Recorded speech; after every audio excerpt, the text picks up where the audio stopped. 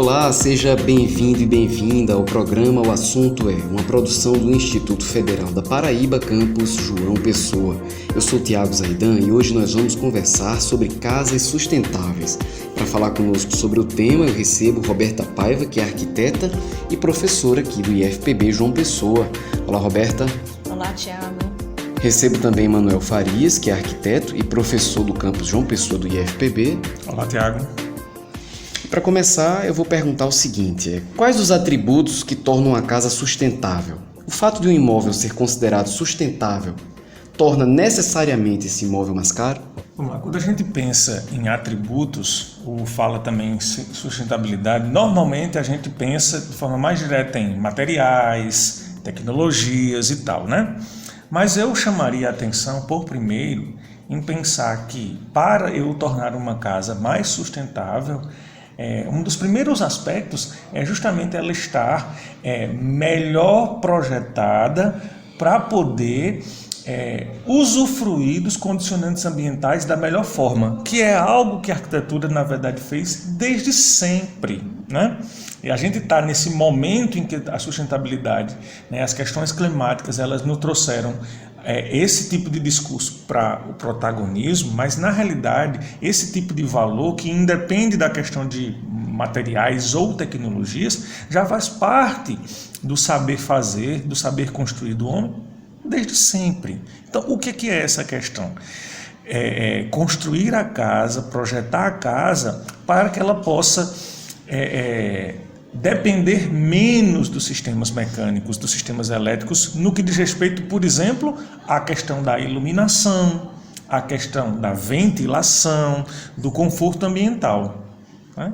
Então, acho que os primeiros atributos são esses e que não estão ligados necessariamente a tecnologias ou materiais, portanto, não encarece, né? Pelo contrário, então, se você tiver uma casa bem projetada, bem dimensionada, que consegue, na verdade, ter os ambientes, tem acesso à luz natural em abundância, mas ao mesmo tempo controle de insolação, então eu vou ter uma casa confortável, que eu não preciso depender da luz elétrica o tempo inteiro, que eu não preciso depender do ar-condicionado o tempo inteiro, né? Então isso já vai diminuir o impacto sobre a geração de energia, o consumo sobre a geração de energia, o que, né, ajuda no sentido bem mais amplo. Acho que o grande foco aí é a questão do planejamento, né? Se você se planeja, se você busca profissionais da área que estejam aptos a fazer um projeto pensando no conforto, na iluminação, né, na ventilação, então você vai trabalhar para que a sua casa possa ser o mais sustentável possível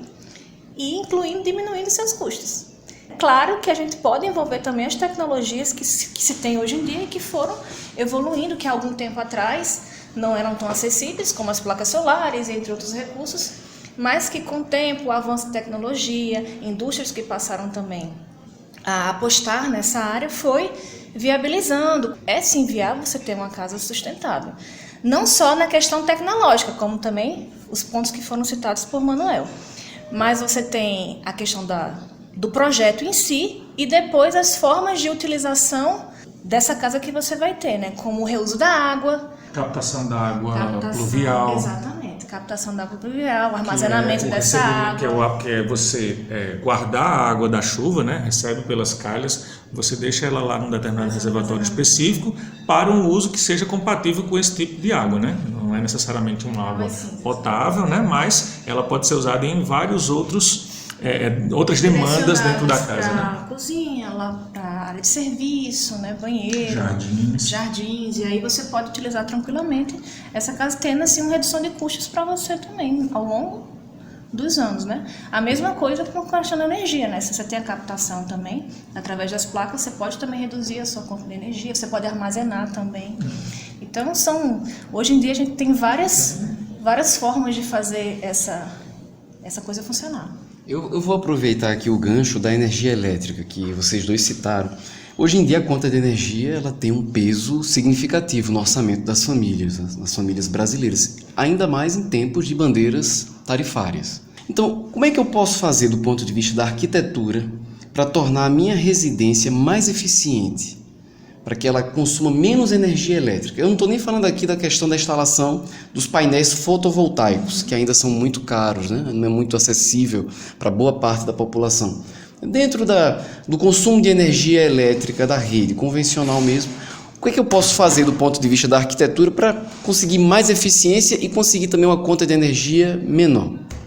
Exatamente, volta para aquele ponto inicial, né? É o planejamento e projeto dessa construção para que ela possa utilizar os recursos naturais da melhor forma possível. Você vai entender o seu clima, a sua região, em que região eu estou, a questão dos ventos. Quando você passa a estudar o clima da região, então você vai projetar em cima daquele clima. Então aí você vai pensar na ventilação cruzada, em várias outras questões para tornar o seu ambiente o mais confortável possível e minimizar esse uso das tecnologias também, do ar-condicionado e Porque se você tem, por exemplo, um ambiente que ao longo do dia ele é fresco, ele é ventilado, ele é bem iluminado, mas não com incidência direta da radiação solar que aquece e incomoda, então você pode deixar essas portas abertas, o ar é trocado o tempo inteiro e você não depende do ar-condicionado. Então você já consome bem menos energia. E é exatamente isso que você está colocando, né, Tiago? Se eu depender menos dos sistemas artificiais de conforto ambiental, e isso é claramente possível com um bom projeto, um bom planejamento, né? Que é necessário, inclusive, a consultoria de um profissional habilitado para isso, mas a gente consegue realmente reduzir isso de forma significativa e duradoura, né? Porque se sua casa estiver bem planejada, ela vai responder adequadamente a essas questões ao longo dessa vida útil dela, que é de longo prazo, né? Vamos aqui pegar alguns exemplos de uma casa, de uma família brasileira média, né? Antigamente as janelas, elas abriam para fora, elas eram de madeira, né? De certa forma, tinha uma esquadria, você abria as duas bandas da janela, ela se abria completamente. Hoje em dia tem sido muito comum o uso de janelas de correr. Tem uma que é muito comum hoje que você não consegue abrir ela totalmente. É a de correr, você só consegue abrir uma banda. Pronto, pegando esse exemplo, qual das duas é mais eficiente do ponto de vista energético? Para ventilar a casa, para deixar a casa mais fria, menos aquecida. O fato dela ser de guilhotina, de correr, ou uma boca de lobo, ou uma janela maxiar, como a gente chama, não é necessariamente aquele tipo de janela que vai tornar mais ou menos ventilado, mas é o dimensionamento dela, para qual orientação ela está colocada, ou seja, está voltada para que tipo de... está na posição correta de onde os ventos vêm, né? Tem essa questão. E outra coisa também fundamental é a ventilação, ela só ocorre quando eu tenho entrada e saída. Então você pode até abrir uma grande janela, um grande vão, mas se essa massa de ar não sair, eu não tenho a ventilação ocorrendo. Entendeu, Tiago? Então, assim, esses fatores estão ligados a claro, a forma da janela, o material da janela, a quantidade de espaço que ela abre, óbvio que tem a ver com isso, mas não é um fator isolado, né? Então ele precisa ser estudado associado a outras variáveis para poder, inclusive, escolher o tipo adequado para cada caso, entendeu? Porque essa questão não só da forma ou do sistema que abre, mas do material, madeira. Dando um exemplo aqui da nossa região, né? Eu poderia botar uma janela de 2 metros de comprimento, mas se eu botasse na fachada oeste, eu ia estar fazendo um prejuízo para o meu ambiente, para um ambiente que eu estou projetando, né? Então isso tudo, como eu estava falando, tem que ser muito bem pensado, muito bem estudado, planejado, enfim. Essas variáveis elas vão se conectando, elas não podem ser avaliadas isoladamente, né? Não é só a forma, nem é só o material, mas é isso associado a uma série de fatores. É um conjunto de fatores, né? Quando você está projetando, você vai ter que avaliar ali qual o tamanho do meu ambiente, qual seria o espaço suficiente, vou fazer um planejamento da proporção para a abertura, né, da ventilação. Essa ventilação ela vai escoar para onde, né? Como é que eu vou fazer essa saída dessa ventilação para que eu possa ter a troca de ar dentro do ambiente e causar o conforto nele, né? E aí vai entre vários outros fatores, questão do pé direito também, se eu tenho um pé direito mais baixo, um pé direito mais alto. Então tudo isso vai tornar o meu ambiente mais confortável ou menos confortável. Legal. Eu vou insistir aqui nesses casos isolados. É muito comum nós vermos em casas que possuem quintal, o morador resolver concretar tudo. Às vezes tem até uma árvore ali no quintal, ele derruba a árvore por algum motivo, ou por questão ele vai dizer que é porque a árvore suja, cai folha, ou então porque ele vai dizer que vai ficar mais claro o ambiente, ele derruba a árvore e concreta tudo ali.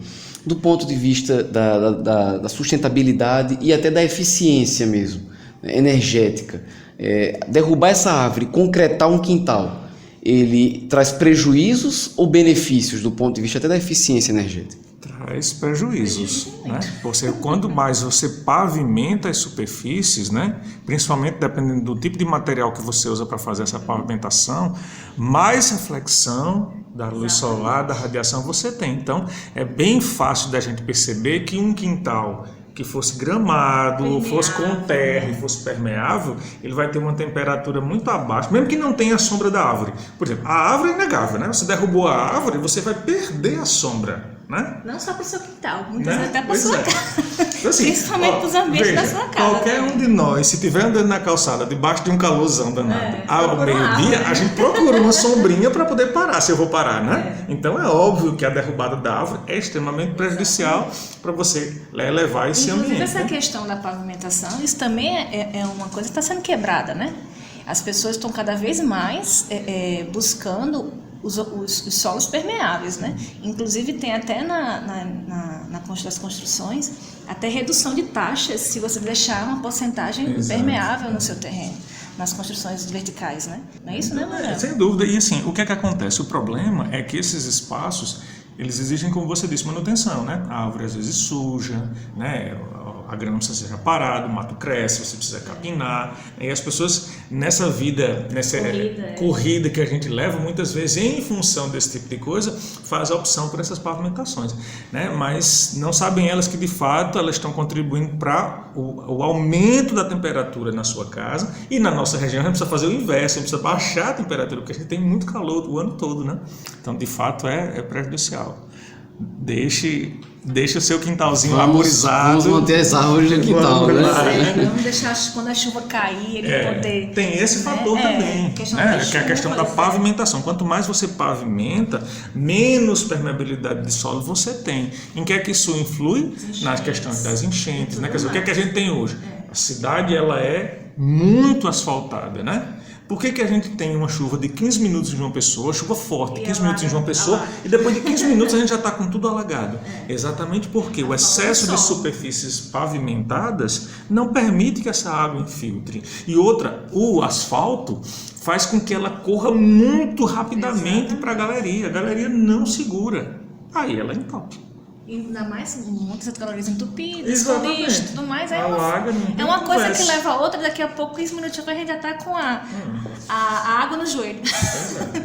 Então fica o alerta aí não só para os moradores de João Pessoa, como também de outras capitais aqui do Nordeste, outras cidades como Recife, Natal, Maceió, Recife também, né? Sofre com muitos alagamentos.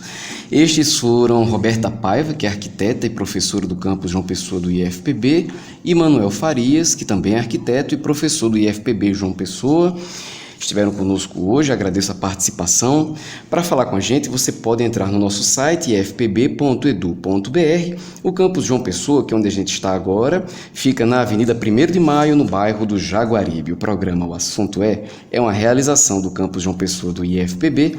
A produção e apresentação é de Tiago Zaidan. A música tema do programa é de Jay Lang e a coordenação de audiovisual é de Adilson Luiz Silva. Até a próxima!